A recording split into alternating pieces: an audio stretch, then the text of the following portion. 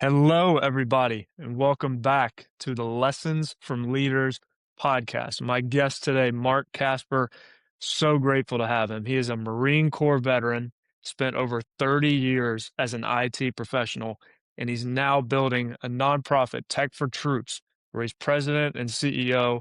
And the mission is to ensure no veteran is left behind in the digital age. So, Mark, thank you so much for being on today. I'm very, very excited about this. Jake, thanks for having me, and this is going to be a great time, and I look forward to us just having a blast. Yeah. Yeah, yeah. And for everybody listening too, Mark and I were just having a chat right before, Yeah, and this is where I'd like to kick it off. We talked about your background, about coming from, 4 years in the Marine Corps and then switching in to a business career. We yeah, talked about the similarities between, someone like myself who came from elite athletics and now shifting into career as well. There's a lot of commonalities. And even if you're a musician or an artist or somebody that's shifting into business, like I would love to hear more about your journey and what that looked like. yeah, absolutely. So I was in the Marine Corps from '83 to '87. Got out in '87. I got married in '85. Got out in '87. Wife and I are still married. 41 years later, she puts up with me. Right, she is the best. I married way up, right, or wait, whatever That's the people say, goal. right. But yeah, exactly, right. She's my soulmate.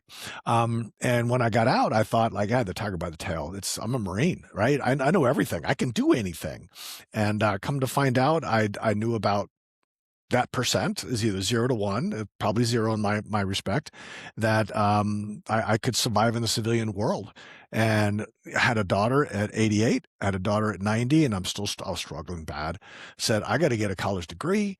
And I got my degree, and that started my journey. But it took me until about 2010, 2012 to figure out that my heart, my soul, and my mind needed the military community. It needed somebody that I could commiserate with, that I could laugh with, that went through what I went through. And that's when I found the military community in Richmond, Virginia, here where I'm at. And how I literally was just like, that's it. This is what I needed. And that made me whole is not the right word, but I felt settled. And now with Tech for Troops, I'm in the military community all the time, whether it's active duty or spouses or veterans. And this is where I belong. And I know that. I find out how many years from '87 to 2015. How many years is that? Do the math for me, Jake, because I'm Yeah. great at math as a Marine. Yeah, same here. Same here. Okay, there we go. All right. I mean, you went to Oh man. Alabama, Yeah. you had to know some And math the in other there. Virginia school, Hmm. you know. I Right. love I it, don't see it man. on your chest at all. Yeah. I love it. And for somebody, making that transition as you stepped in, and I'm sure it was just school of hard knocks. You're learning every single day, just trying your best. What kind of advice would you give for somebody who's making that transition and just learning daily as they go? Absolutely. And this is honest truth. Last night, my wife and I and one of my daughters was talking about that, how when I got out, I don't want to say I was mouthy, right? Because I knew better than the people I was reporting to or were my managers or bosses. And my wife told my daughter, like, yeah, dad and I talked all the time about keeping his mouth shut, right? And that's one of the things that I had to learn over time, and it took a while because I'm a little hard-headed at times. And it's finally now, if anybody's getting out or going through some sort of transition where you're losing your tribe, you're losing your friends, you're losing your identity, because that's what you lose. I would say, stop, look, and listen. Don't open your mouth. Don't prove to people that you're selfish or an idiot or whatever that would come out to be. Just listen and appropriately act and react, not with fake giggles, but with comments that would make sense to whomever you're talking to. Does that make sense? Trying Yeah. to give that right. So just listen. Just keep your mouth shut. Learn from me today. Learn from me. Keep your mouth shut, because that was my job career path. A lot of dips, some highs, but a lot of dips. Yeah. I have a mentor of mine who always says, focus on what you don't know. because you'll never learn shit Yeah. Yeah, if you that's the only truth. focus on what you know. Um, and it's been so true, Mhm. transitioning from, just my transition, Yep. and you just ask questions, stay curious. And Ask questions in a way that you're not coming across as, uh, stuck up. And I'm mm, trying to not cuss all the time, so I have a hard time, I have to keep the words to myself, but if you're selfish and you're asking questions, it's gonna come across in a selfish way. Lean back and take a moment to say, how do I ask this question? How do I phrase it correctly that won't put anybody off or offend them? And it doesn't have to be a race, gender, creed thing. It doesn't have to be. It just has to be, you don't want to come across as the know-it-all. mm, right, right. And for you, as you were progressing in your career, because you're now, 30 plus years IT professional, at what point did you really start to see that momentum where things started to pick up, where you started to feel, obviously we never know everything, but when did you Right. start to feel like, okay, I'm really getting some traction. I'm really starting to gain momentum. That's a great question. Nobody's ever asked me that before. I can tell you almost the exact moment. So I worked at a couple of larger companies, worked at the VA, not a large company, but the government, and went through some transitions. And I went back to a large company. And if you look at LinkedIn, you can see what I'm talking about. But anyways, I had a boss who I had just met. I'd just been hired in about a week before, and then I had my boss who hired me brought in a middle boss between he and I, and that was the moment when she came aboard that I knew that I was in the right place and in the right trajectory for myself, right? Because what was told to me, and this is literally after about 5 minutes of meeting her, was, "You're just a simple man." And I looked at her like, "What?" And I thought to myself, "Yeah, yeah, I can handle that." Right? You saying in a derogatory way, I'm going to take that as a badge because I will give you the honest truth in whatever question you ask me, and I never have to worry about what I said, ever, right? That's just, if you ask me a question, I'll give you an answer. You might not like it, but I'll give you an answer. And what she didn't realize was that motivated me to become who I am today, right? This was 25 years after, or probably close to 25 years after I got out, and I was in that transition all the way through, learning and growing and learning and growing. But that moment changed my life, and then I was let go from that company, and I'm okay with that, right? There's no harm, there's no foul, there's no anything. But what happened was, before all of that happened, I was called into a meeting with just she and I, and she looked at me, she said, you have no vision. You're not strategic thinking. And I'm like, what are you talking about? And I literally said out loud, what are you talking about? Here's the things. And she's like, I'm not talking to you. And she got up and walked out, and I followed her out into where everybody was. And I'm like, you say I have no vision. I'm going to prove to you I have vision. Right. And everybody was like big eyed and like, and I just shut the door behind everybody. It wasn't my office. I was in a conference room, shut the door behind everybody and like stared out the window for 10 minutes. But anyways, that was literally the whole, like, okay, I'll prove to you that I have vision. And I've taken Tech for Troops from, I didn't start it, but I came aboard about a year after it started, a year and a half maybe, at 750 square feet to 8,000 square feet today, from 2015 to 2026. And we're now looking to lease a larger building at almost 17,000 square feet. So, I mean, it's just the whole vision, strategic vision thing. She put me on a pathway saying, you're just a simple man, to today. Yeah, I love that, man. It just seems I've like, never told that story on a podcast or anywhere, yeah. ever. You, Well, I'm you, you, glad we you got it got out it of you. right. You got it right. Well, it just sounds like everything's in alignment. It This did. thing that's so important to Yep. you with the military and your whole background, Yep. and now you're able to serve that Yep. community just that was so important to you. It it Um, it it did. That was the moment, right? You're right. That was my trajectory up. I was doing good, and I was making great money, great money, but that literally took me to the next level. mm, yeah. And talk to me about the importance of the mission, because Ugh, I feel like that momentum and that feeling like you got a grasp on things comes when you're doing what you love. And yeah. it takes us sometimes a long time of pinballing around to find that thing. But talk to me about, the Yeah. mission of what you do day to day and how important it is. Yeah, I call that mission and finding the mission soul satisfying, right? Because when you're in a moment or in a job or in a mission that you feel good about. And I wake up somewhere between 4 and 5 every day. I'm ready to go to work, right? I'm ready to get up, get a cup of coffee, and get out the door. But I get my wife up. I make sure she gets out of the house and all that kind of stuff. Anyways, but I love coming to work. I love doing what I do. And finding that and being a part of it and having it, knowing that I'm impacting thousands upon thousands, if not hundreds of thousands by now, just from what we do and how we do it, right? So the computers and the education and suicide prevention and recycling and reuse of electronics. I feel phenomenal about it. And it's not about me, it's about everybody else, because one day I say there's an alpha and omega. You're born and you die. I will die one day and my legacy will be forgotten the next day. As we all know, we leave a job. Very few people stay in touch with you, right? If any, stay in touch with you. So you omega'd right then the moment you walked out the door, whether you were there for 35 years or whether you were there for 2 years, you omega'd, you died and they moved on without you.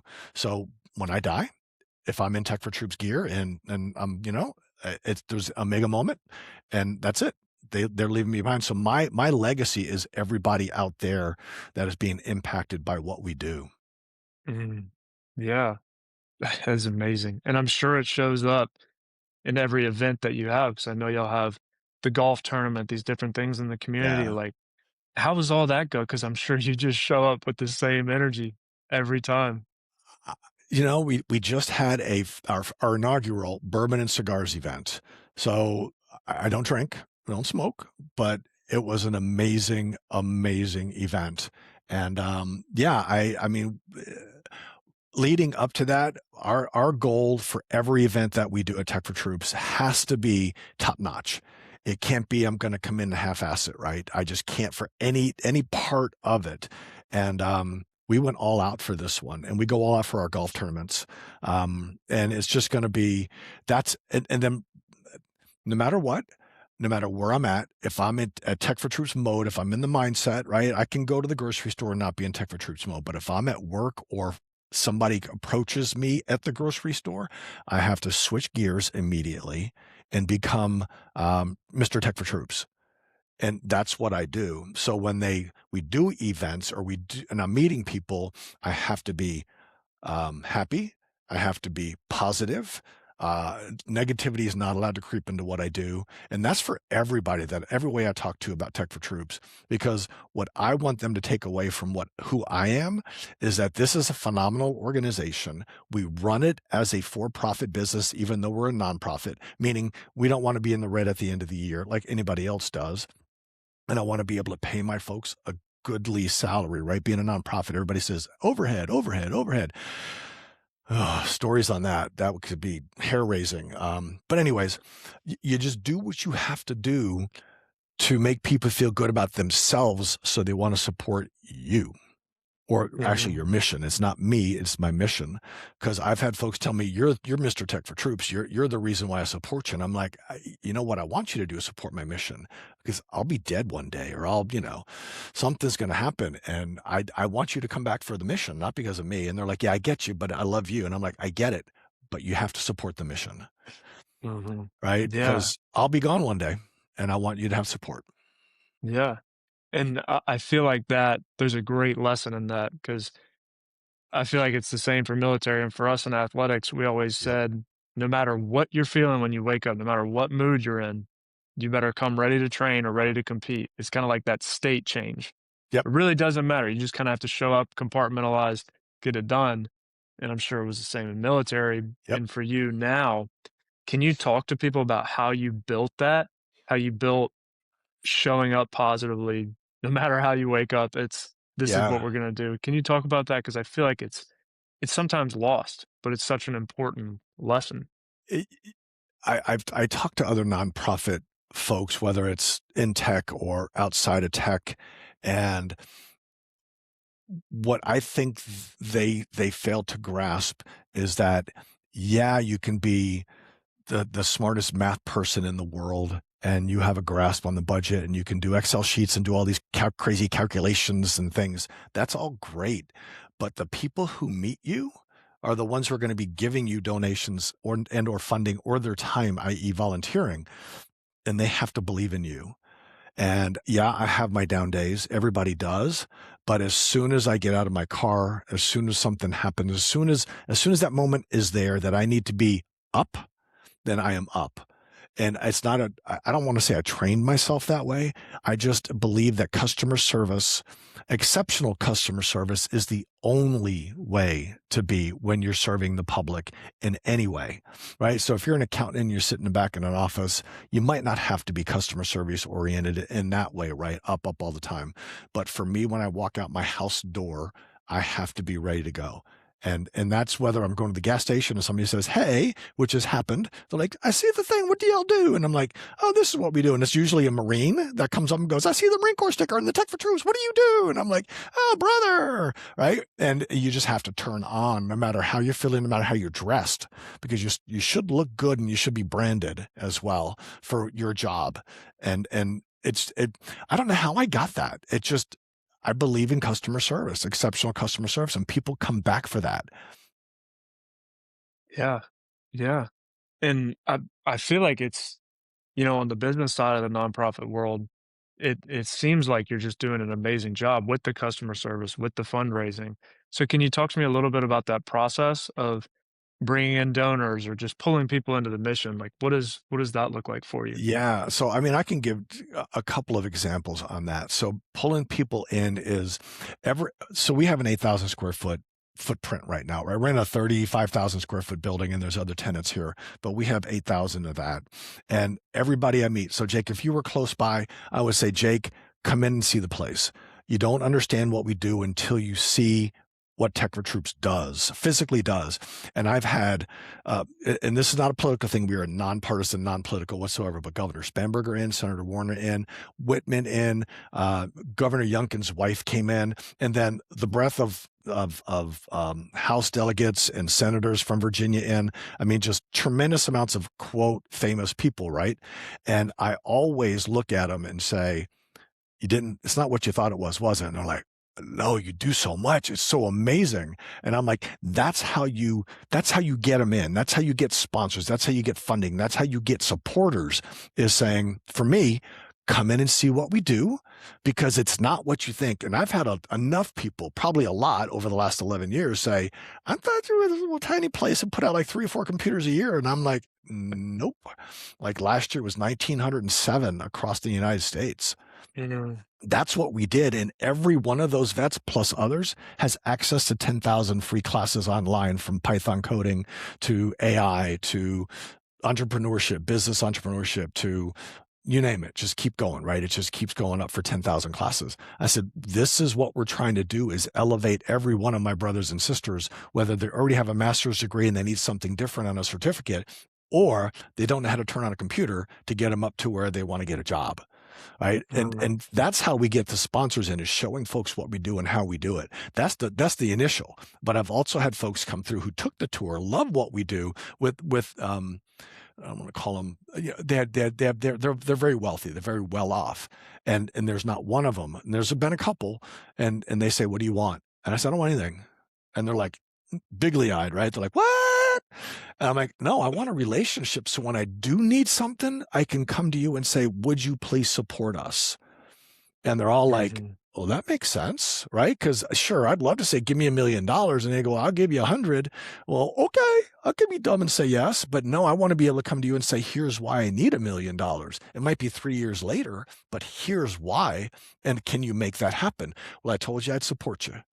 And right, I've never had that million. Well, I've had a couple of times because we want to rent another building. But I mean, I've withdrawn my request 3 different times, gone in, said, Mhm. "Hey," and said, "Oh, sorry, I'm not ready for that." And they're like, you can see it. They're like, "What?"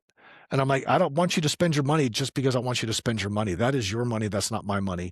I want to be honorable and honest and ethical and moral with you." And they're like, "Damn, who is this guy?" type of thing. Right. But I mean, Yeah. that's how you get sponsors and supporters. It's honor and integrity and ethical and moral. And that comes through. And that's how I try to live my life. Yeah. And that just compounds. All your It does. relationships compound. Every one of them. Every one of Yeah. them. I've talked to foundations and literally had no clue who they were, no clue, and we had a conversation. I'm literally thinking, "I'm gonna get a $500 check. This is great. I'm gonna be very happy for $500, right?" And much, much more comes in because they're like, "We love what you do and how you do it." And I'm like, "Come in and see me, please. Yes, I want the money. Yes, but I want your everything to come in and see how we do what we do. Because when you come in, you'll be a long-term supporter, not just a one-time only." And it depends on where they're at around the country where that happens. But yeah, and I give the tour, right? If I'm here, I will give the tour to anybody who walks in the door. And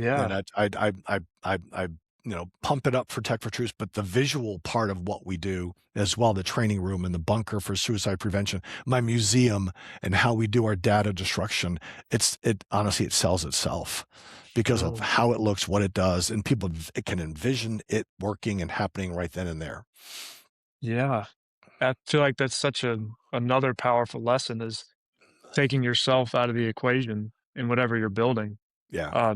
Because a lot of people going through transition, we get so I'm ready to go, I'm ready to Mhm. succeed and do this, and you're constantly thinking it's like that hustle mindset.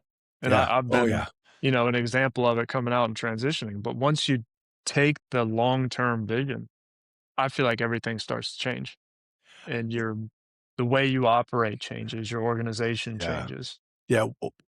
Me so I did exactly what you said. I ground it right when I first started because they were ready to shut it down, and I said no, and we had our conversations, and I took it over fully. And RAM and CPU, so RAM is the random access memory. It helps the computer talk to each other, and the CPU is like the brain, and then of course the memory is the hard drive. Okay, it's just very simplistic. And if somebody says you're wrong, Mark, it's okay. I'm not perfect. But the RAM and the CPU back then, 11 years ago, had a lot of gold in them. And the RAM still does. The CPU is a lot less. But I mean, I was to the point where I was taking the RAM and the CPUs and reading them and selling them for pennies on the dollar to keep the company afloat. And I ground it out. It was 80-hour work weeks every week for years. Mm. And then I finally got smart, started adding some folks in and started saying, okay, it doesn't have to be for a $10 check. Now I can start going for the $100 check. It's not about me. It was about the money to keep us afloat at the time, right? Because there were times and I didn't take a paycheck because and that's what you do when you're starting a business. And that's what I believe. And some folks are going to say, no, I'm always going to get my paycheck. I'm always going to do this. Okay. All right. Good luck. Is what I'll tell you, because you're going to have to go without a paycheck eventually, or you're going to be borrowing from the bank and then owning more, lots of stuff there. But I always put Tech for Troops above and my family above my God family work or country work. Always that way. My family was always first, and they agreed with me and they worked with me and they loved me enough to allow me and not give me too much grief about doing 80 hours a week, right? Because they believed in the mission as well. And that's where my wife and the soulmate, my daughters helping out the way they did has been totally amazing. And I couldn't have done it without them. And that's said by folks, oh, my wife was the best thing in the world. No, I truly mean it. Without them, I wouldn't be here. Literally, that's how it is. Yeah. And Mark, I love these kinds of conversations because you get in with people and you can feel that they're in alignment, like all these different areas of your life. Yeah. Like I feel like it's Yeah. all and I want to acknowledge you for that. I think it's Thank you. amazing where you're on a mission, you have the support of your wife and your family, Yeah. you have the community of the troops, and it just seems like one, I know a lot of people are going to learn from this. And Thank you. two, Thank you're you. very in alignment. You know, it's It magnetic. it took a while, right? So my journey from the Marine Corps to today was not in alignment. There was a lot of crooked turns and dips, and I got fired more than I would tell. But majority of those times were my fault. And I can look back, hindsight always gives you, yeah, it was my fault. And there was enough. And there was one where I was fired. It wasn't my fault. They were like, you need to come up to DC more often. 'Cause that was what my job was. And I negotiated starting in the company to get a job to work from Richmond and come up once a month. And then a new boss took over and said, no, you're going to come up every day. And I'm like, I'm not driving 2 hours one way every day. And then within not long afterwards, it was like, sorry, we don't need you anymore. Okay. That's the only one I can say that really wasn't my fault. Yeah. Yep. Exactly. Exactly. Well, man, this has been amazing. I know a lot of people are gonna get a lot of value from this, and I Thank already you. know a bunch of people who I'm gonna send it to. So, Can I do one Mark, thing, Jake, of real quick? course. Real fast.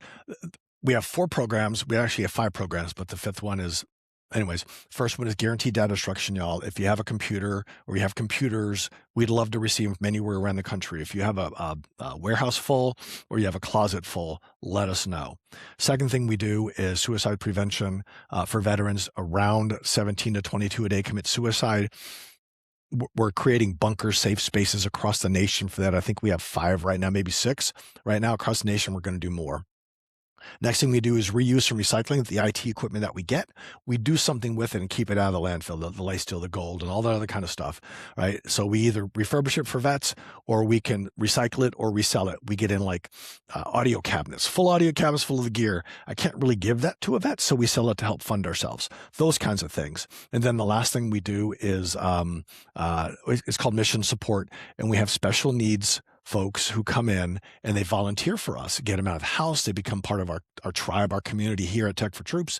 And we have 4 or 5 that come in, I want to say religiously every week. And we get, not that we're getting tons of work out of them, and I'm not worried about that, but that we're doing something more for the community and giving back in that way. So we try to go the full breadth for our community out there because it just makes perfect sense. It's common sense to me. So that's what we do. Mhm. Yeah. Yeah, yeah. And my last point is, where can people find you? techfortroops.org, techfortroops.org, or of course online, social media. I don't social media well. Facebook, Instagram, X. Is there something else? We don't TikTok. I know that. Yeah. There's probably some LinkedIn. LinkedIn. There's the other LinkedIn. one. See, There you go. right? I mean, but yeah, we do the social media thing plus on our webpage. Awesome. Well, Mark, thank you so much for your time. And Absolutely. like I said, I already know who I'm going to send this to. Please do. Thank you. Yeah. So I thank you for appreciate it, sharing Jake. your story. Thanks for having me on. Yeah. All right, everybody.